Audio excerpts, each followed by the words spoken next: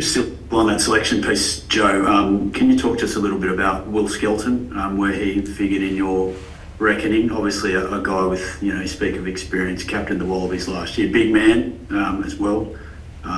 Is he a chance to come back to the rugby championship, or what's the picture there?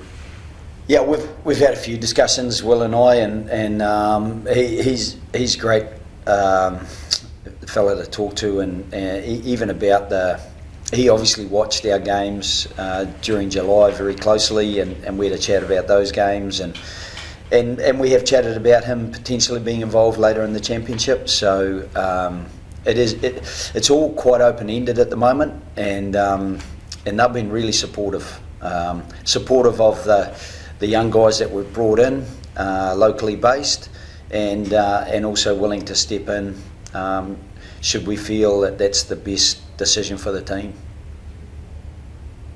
Was it was it a consideration around you wanting to back the young guys, or was there anything at his end, pardon me, as far as fatigue and his preparations and that sort of thing? Yeah, I mean, the last time I spoke to him, he was on holiday with his family, so that's a difficult time to suddenly start thinking about joining a team. There's also the complications of getting him back from France and then getting back up to France, because this window is complicated. It's not a normal test window in the Northern Hemisphere, so it just becomes a little bit complicated from that perspective.